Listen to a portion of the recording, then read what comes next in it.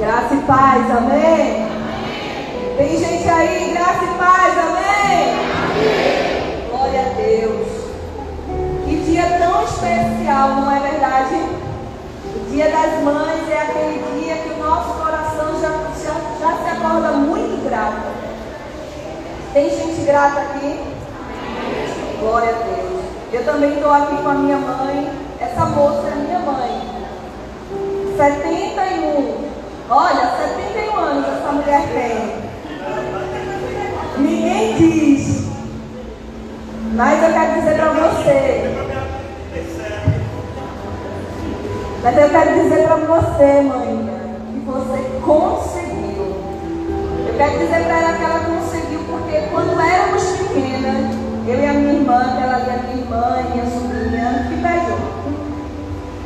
A minha avó, a mãe do meu pai, chegou para ela e disse assim: as tuas filhas vão ser mulheres do mundo, porque vão ser criadas sem o pai. E eu quero dizer para você que você conseguiu. Nós somos no altar. Você conseguiu. Glória a Deus pela sua vida, pelas renúncias, pelos nãos e por nos criar e nos trazer direto para o centro da vontade de Deus. Você pode aplaudir o Senhor?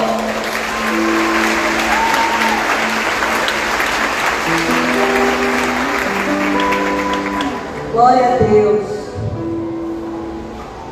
Eita, fiquei nervosa. Nessa manhã, eu quero falar sobre Ana. Diga, Ana. Vamos falar sobre estamos alinhados, apóstolo. Vivemos numa época que se fala muito sobre coisas emocionais, sim ou não? É um tempo que se ouve bastante sobre ansiedade, sobre síndromes, sobre pânicos, sobre tantas questões emocionais. Hoje a gente tem acesso de forma mais fácil e rápida. É a minha filha.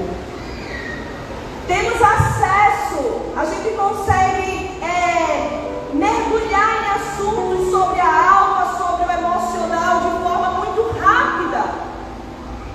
É ou não é? A gente vive num tempo que a gente consegue ver com frequência esses tipos de assuntos.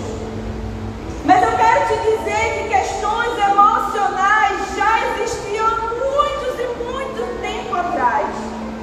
Antes que houvesse holofotes sobre essas questões emocionais já existiam em gente como Ana. Ana era uma mulher que experimentou de um emocional muito conturbado. Tem como abaixar só um pouquinho? Eu estou... Obrigada.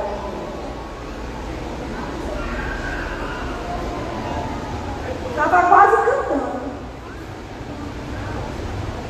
E eu queria falar de Ana, porque Ana foi uma mulher que experimentou e vivenciou sobre grandes emoções. Eu quero trazer a história de uma mulher comum, de uma mulher comum, com uma crise e vários problemas emocionais. Por mais que nessa manhã falemos sobre Ana, tenho certeza que você, homem que chegou aqui, também vai ser muito ministrado pela vida dessa mulher. Então Ana era uma mulher comum, que tinha uma crise e que tinha vários problemas emocionais. Seu nome, Ana. A história de Ana se encontra em 1 Samuel. Eu queria que você abrisse a sua Bíblia. O apóstolo já leu algumas coisas aqui dessa história. No capítulo 1, para a gente começar a entender tudo que Deus quer nos falar nessa manhã.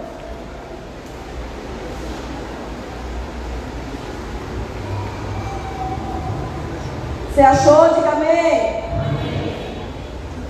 Existia um homem que ele morava na região montanhosa lá de Efraim, cujo nome era Eucana. Qual é o nome deste homem? Eucana. Eucana, a partir do versículo 2, tinha ele tinha ele duas mulheres. Uma se chamava Ana e a outra se chamava Penina. Penina tinha o quê? Penina era mãe. Porém, Ana não tinha filhos. Ana o quê? O que acontece aqui? A gente encontra o problema de Ana. Qual é o problema de Ana? Ela não tinha filhos. Elcana e suas duas mulheres. Porém, Ana não tinha filhos. Ana tinha um problema. Ana tinha uma crise. Ana tinha uma questão pendente no seu coração. Eu não sei qual é a questão pendente no teu coração. E que tem gerado tantas crises, tantos questionamentos. Nós vamos aprender com esta mulher comum, que tinha um problema e várias questões emocionais que precisavam ser organizadas. Então aqui a gente dá de cara com o problema de Ana. Ana tinha um problema específico. E esse problema desencadeou. O que é desencadeou? Soltou, desprendeu, desatou vários problemas emocionais. A gente vai perceber que diante de crises, de questões, de problemas, muitas vezes desencadeia muitas questões emocionais dentro de nós. É ou não é? Quer saber quem você é de fato? Se depare com uma questão, com um problema. Você vai perceber como a tua alma vai se comportar diante daquela situação. Então, sempre eu quero dizer para você que sempre haverá um problema. Tem alguém aqui que está com algum problema para resolver? Que tem alguma questão pendente? Que tem alguma crise do lado de dentro? Sempre haverá um problema, uma crise, uma questão que tentará desprender as nossas emoções de forma negativa. Diga misericórdia. Sempre haverá uma questão, um problema, uma crise que vai tentar desprender o nosso emocional de forma muito negativa. Então a gente entende aqui, diante dessa colocação, que o nosso problema não é um problema. Você entende? O nosso problema não é ter problema. O problema é como a gente reage diante deles. Então, a nossa luta não é contra problemas, porque a Bíblia diz, lá em João 16:33, no mundo o quê? Ele está dizendo o quê? No mundo você vai ter problemas. Ele está dizendo, no mundo tereis aflições, mas tende o quê? Tenha um emocional organizado, estruturado para enfrentar as aflições, os problemas. Então, eu não estou aqui para dizer para você que não terá problema. O problema é real, a crise é real, mas a gente precisa ter bom. O Senhor te trouxe aqui nessa manhã para ajustar as tuas emoções, amém? O Senhor te trouxe aqui para te colocar num lugar confortável, talvez com problema, mas confortável, porque as minhas emoções, elas vão se ajustar, amém? Então no mundo a gente vai ter as aflições, teremos problemas, tem de bom ânimo, e Jesus diz o que? Eu venci, você também vai vencer. Ele também passou por muitos apertos, apuros, decepções, abandono, mas ele venceu. Diga, eu também vou vencer.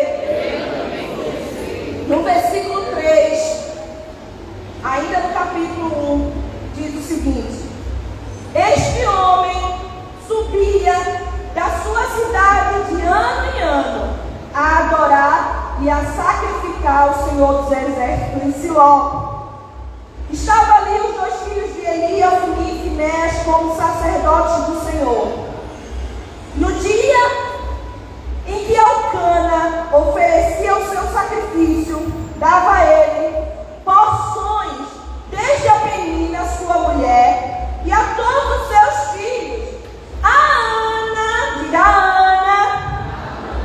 porém dava porção o quê?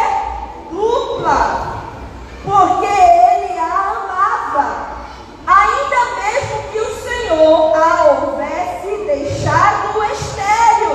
Por mais que esta mulher não fosse mãe, essa mulher tinha riqueza em dose dupla, porque o seu marido a amava. A sua rival, quem é a rival de Ana aqui? Diga, Penina. A provocava excessivamente para a irritar, porquanto o Senhor lhe havia cerrado a madre, e assim o fazia ele de ano em ano. E todas as vezes que Ana subia à casa do Senhor, a outra a irritava, pelo que chorava e não comia. Então Eucana, seu marido, lhe disse: Ana, por que choras? E por que não comes? E por que estás de coração triste? Não te sou eu melhor que 10 filhos? É interessante perceber como a história de Ana, se você ler esse capítulo aqui falando sobre a história de Ana, ela é contada com detalhes de como andava o emocional de Ana. Você consegue perceber? Se você começar a ler, você vai perceber que Ana, ela estava o quê? Irritada. Irritação é uma questão emocional. Ela não comia, ela estava com o coração triste, ela estava amargurada de alma, ela estava aflita. Mais na frente a gente vai ouvir Ana dizendo que ela tinha um espírito atribulado e ela também tinha excesso de ansiedade.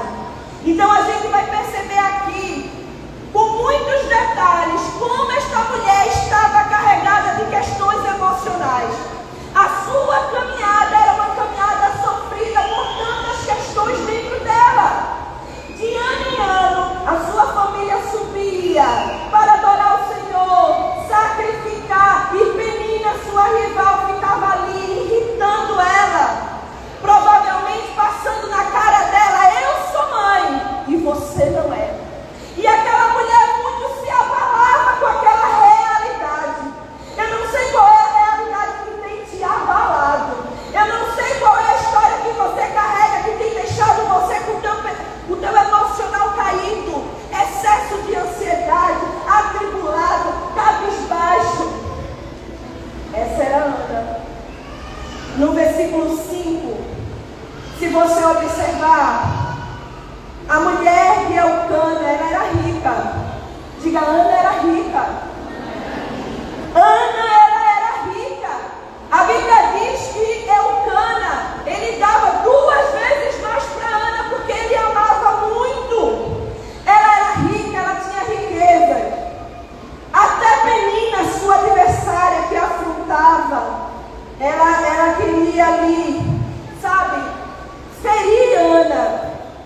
Mas deixa eu te dizer uma coisa: questões emocionais não se resolvem com presentes. Questões emocionais não se resolvem com dinheiro, com passeio. Eu vou ali esfriar a minha cabeça. Tudo isso é paliativo. A dor, a ferida, a questão permanece. Vocês estão entendendo? Diga, eu estou entendendo tudo. E além de tudo isso, Penina, sua adversária, afrontava. Eu sei que tudo aquilo que aquele marido tentava fazer poderia tentar amenizar a situação emocional de Ana, mas ele não podia. Ana, ela vivia numa situação de vulnerabilidade. Sua dor, a sua questão era conhecida pelo seu inimigo. Quem é o inimigo ali de Ana? Penina conhecia a dor de Ana. Deixa eu dizer uma coisa para você: o inimigo conhece a tua dor. O inimigo, ele conhece o que te falta, e ele vai tentar o tempo todo te afrontar para te desestruturar. Vocês estão entendendo? A coisa já está difícil. Quando você percebe que está mais difícil ainda,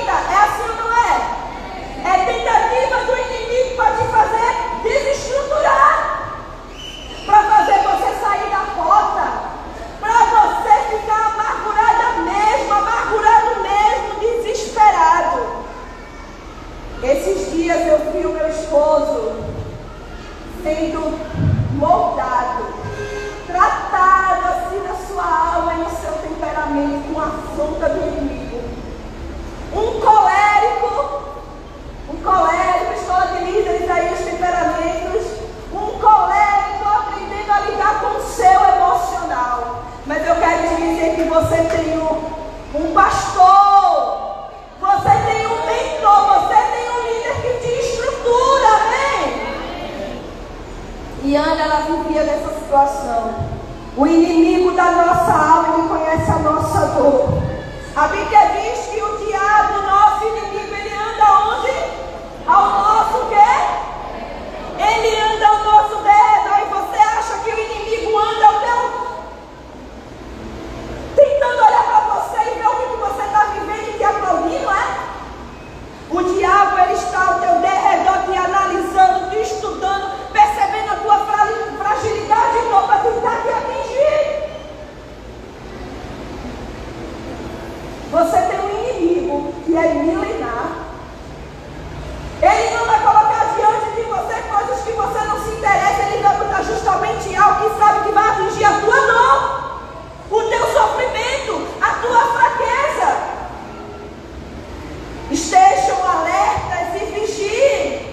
O diabo, o inimigo de vocês, anda ao derredor como leão, rugindo e procurando a quem possa tragar. Diga: comigo não. Comigo não. Se tem alguém que estuda você, que conhece você, que tenta te desequilibrar, esse é o diabo. Por isso, a gente precisa aprender a cuidar da nossa alma. Precisamos aprender a cuidar de quê, gente? Você sabe que Davi era alguém que cuidava da alma dele. Por isso que lá no Salmo 42, 5, a parte A, você vai ver Davi dizendo assim: por que estás abatida, ó minha alma? Por que te perturbas dentro de mim? Como eu aprendo com Davi? Davi estava falando com a alma dele, dizendo: por que você está abatido? Por que você está sentindo isso? Gente, a gente precisa aprender a cuidar da nossa alma. A gente se preocupa muito com a questão espiritual, mas você possui uma alma e se você não cuida dela, misericórdia. Por isso que lá em 1 Tessalonicenses diz o seguinte: que o vosso espírito, que a vossa alma e que o vosso corpo estejam em conformidade, íntegros até a volta de Cristo. Problemas da alma não se resolve de forma espiritual, né, psicóloga? Coisas da alma precisa ser resolvida encarando-a. Davi disse: alma, por que tu estás abatida? Aí você sente algumas coisas, passa algumas coisas por dentro de você e você fica olhando para o teto e deixa passar. Não passa. A alma é algo para ser tratado. Sabe o que Davi faz? Alma, por que estás abatida? Porque te agita dentro de mim. Aí ele manda um recado para a alma.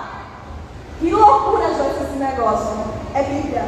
Ele diz assim: alma, espera em Deus, porque você ainda vai se alegrar. Você precisa mandar uma mensagem para a tua alma. Que alma é essa que sente qualquer coisa, tem desejo, tem vontade que você vai embora? Alma, está atribulada? Espera em Deus. Alma, espera, alma, confia. Você está entendendo? Alma, espera em Deus. Tem um outro texto, ainda falando de Davi, que Davi me ensina muito com o tratamento com a nossa alma, que ele diz assim, lá no Salmo 116, versículo 7, olha Davi nos ensinando sobre a alma. Volta a minha alma. Davi está falando com quem, minha gente? Davi está falando com quem? Davi, ele está falando com a sua alma. Alma, volta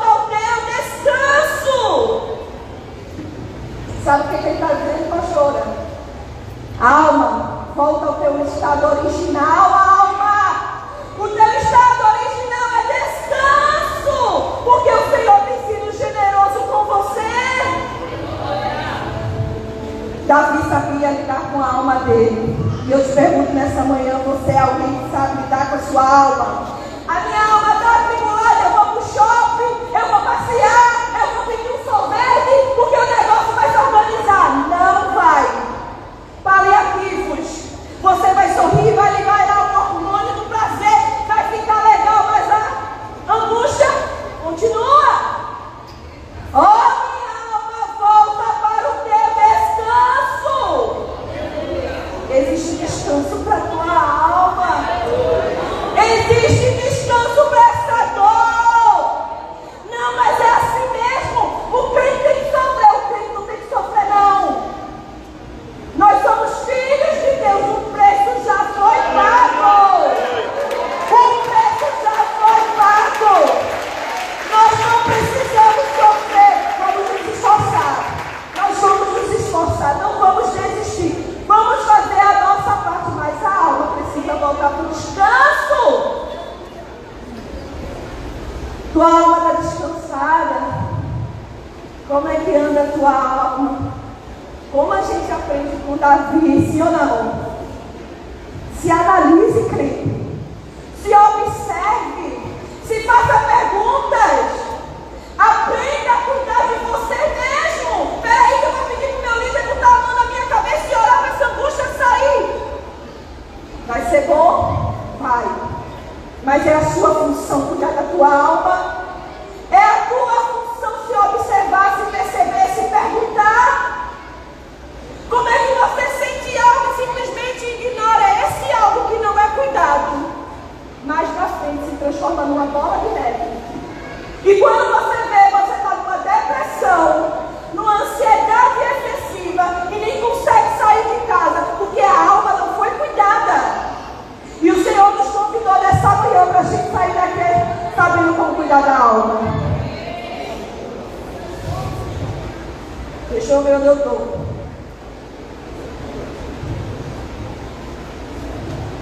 Ainda no versículo 5, ainda estou falando de Ana, tá? O marido de Ana, presta atenção. O marido de Ana questiona a sua crise e a sua dor. Olha o que o marido de Ana, Eucana, diz para Ana. Ana, eu não sou melhor do que 10 filhos para você, não. Você tem tantas coisas. Por que você fica assim? Você já tem tanta coisa. Deixa eu dizer uma coisa para você. Vão tentar amenizar a tua dor. Vão tentar diminuir a tua dor. Deixa eu te dizer. Tem alguns sentimentos que nunca serão compreendidos pelas pessoas. Porque só sabe quem sente. É ou não é? Em muitos casos, até os da nossa própria família não vão entender nossa dor. Mas tu já tem tanta coisa. Olha, tu tem isso, tu tem aquilo, mas existe uma dor. Existe uma dor, existe uma questão que precisa ser tratado, trabalhado, ouvido. E muitas vezes da tua casa não vão te compreender quando você simplesmente se calar. Quando você estiver cabisbaixo, porque só você sabe da tua dor. Mas deixa eu te dizer uma coisa. Existe uma saída. Ei, existe saída para questões emocionais, para dores, questionamentos e crises. E essa saída se chama decisão. Diga decisão. Decisão. Diga decisão. Decisão. Olha, você achou que eu iria dizer que Deus fez um milagre na vida de Ana? Que Ele resolveu a questão dela? Ei, Deus faz milagre e Ele fez. Amém? Mas Ana, ela precisava se posicionar. Você está me entendendo? Deixa eu te dizer uma coisa.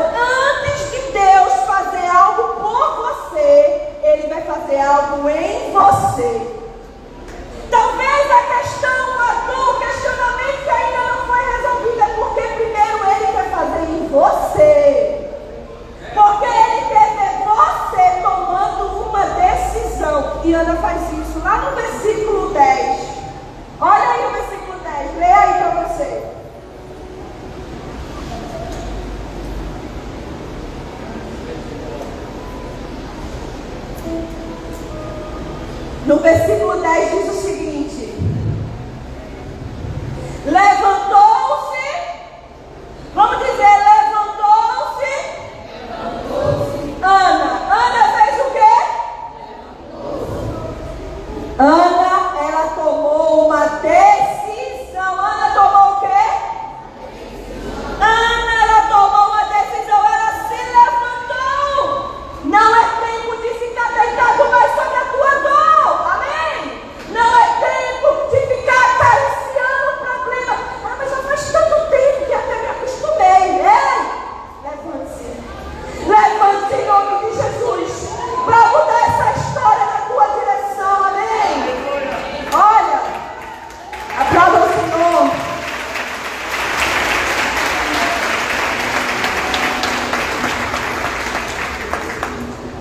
Sabe o que mais me admira nessa mulher? Ela levantou bem. Ana fez assim: eu vou me levantar quando tudo estiver arrumado. Quando a situação melhorar, eu me levanto. Quando o meu armário me mexer, eu me levanto. Quando a porta abrir, eu me levanto. Quando o meu marido se converter, eu me levanto. Como é que o versículo diz? Levantou-se Ana com amargura. Lê aí que ela, como é que essa mulher se levantou? Essa mulher se levantou com amargura de alma.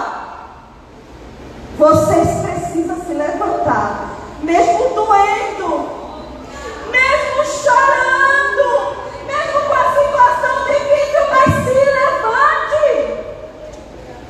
Quando eu digo que Deus primeiro que precisa fazer em você, para depois fazer o milagre, é sobre isso. Se levante sobre a dor. É muito fácil se levantar quando tudo está resolvido, aí você chega. A história com Deus é diferente. Ele quer ver o teu funcionamento quando o armário está vazio. Ele quer ver o teu funcionamento quando o problema ainda não foi resolvido. Mas eu me levantei. E eu me levantei para orar. Eu me levantei para adorar. Eu me levantei para ir para a igreja. Ah, quando eu estiver bem, eu vou para a igreja. Ei! Quando eu estiver bem, eu vou para a igreja. Com o Senhor não é assim não, viu? Tenha com dor. Sofrendo. Chore. Só Deus sabe. O povo pensa que você está chorando por causa do louvor, mas você está lá. Oh Deus, o Senhor conhece a minha história. Mas você está aqui. Você se levantou. Isso se chama decisão. Eu tomei uma decisão.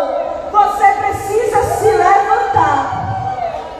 No versículo a partir do 11 diz assim: e fez um voto. Olha a mulher com o coração amargurado. Olha o que essa mulher começa a fazer. Essa mulher, quando se levanta, ela bota a mão na chave. Essa mulher se levanta e começa a orar. Essa mulher começa a fazer voto ao Senhor. Você entende que uma chave começa a ser girada na direção daquela mulher, porque ela simplesmente decidiu se levantar. E diz assim, fez um voto dizendo: Senhor dos exércitos, se benignamente atentares para a aflição da tua filha, eu estou aflita, viu? Mas eu estou aqui. Você está entendendo? E de mim te lembrares, e da tua serva não te esqueceres, e lhe deres um filho varão ao Senhor. Darei por todos os dias da sua vida, sobre a sua cabeça não passará navalha. Aí a gente vai ler aquela história que o pastor leu no início. Demorando-se ela a orar perante o Senhor, passou Eli a observar os movimentos dos lábios. Porquanto Ana só no coração falava e seus lábios se moviam. Porém não se lhe ouvia voz nenhuma, por isso Eli a teve por embriagada. E lhe disse: até quando estarás tu embriagada? Aparta-te de ti esse vinho. Porém Ana respondeu. Diga, Ana vai falar. Você precisa encerrar esse tempo de silêncio. Amém? Você precisa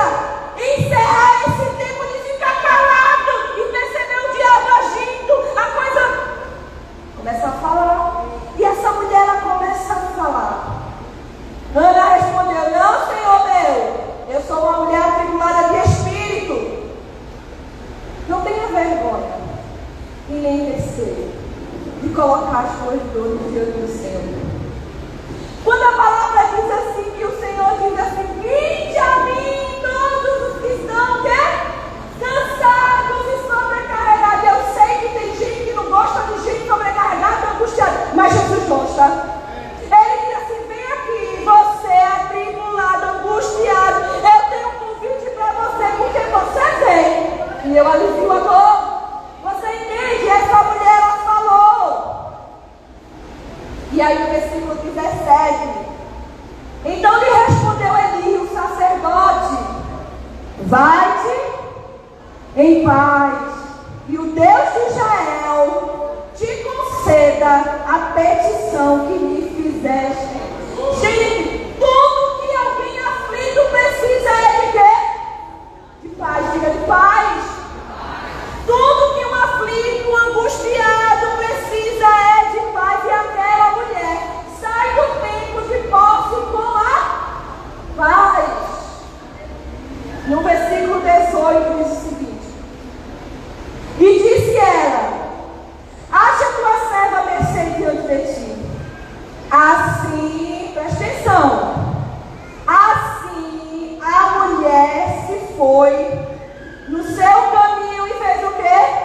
Comeu, e o seu semblante já não era.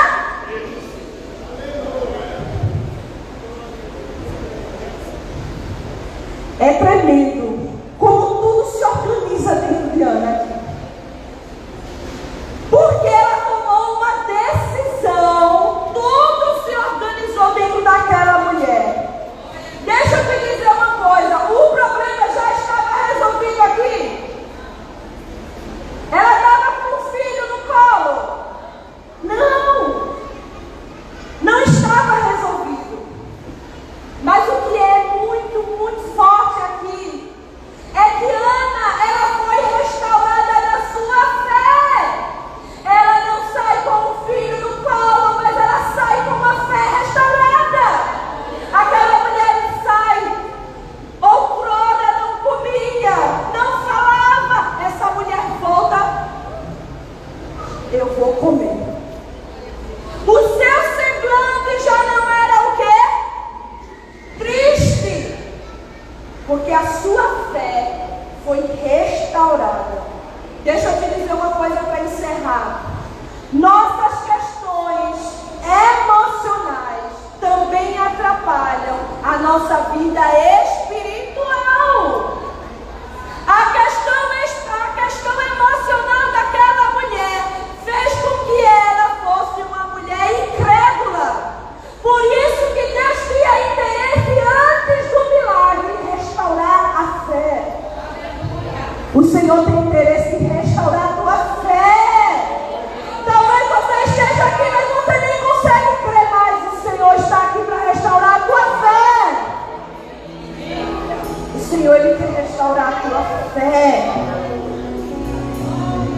Quando ela derramou seu coração, suas aflições, suas ansiedades nos pés do Senhor, ela sai crente. Diga: eu preciso ser crente. E olha quantas situações eu vivi, Joyce, eu precisava ser crente. Eu precisava crer. No versículo 19 diz o seguinte: levantou-se de madrugada e adoraram perante o Senhor. E eles voltaram à sua casa a Ramá. Elcana coabitou com Ana, sua mulher, lembrando-se dela o Senhor. Lembrando-se dela o Senhor, Ele vai lembrar de você. O Senhor, Ele vai lembrar das nossas orações, das nossas petições. Eu não sei se você chegou hoje aqui dizendo: mas Deus, o Senhor não me ouve mais. Faz tanto tempo que eu oro e que eu peço, e que eu falo.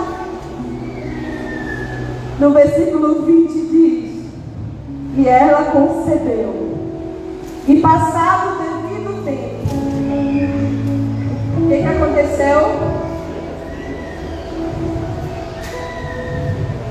E passado o devido tempo, ela teve um filho e chamou Samuel, pois dizia essa mulher: do Senhor a pedir.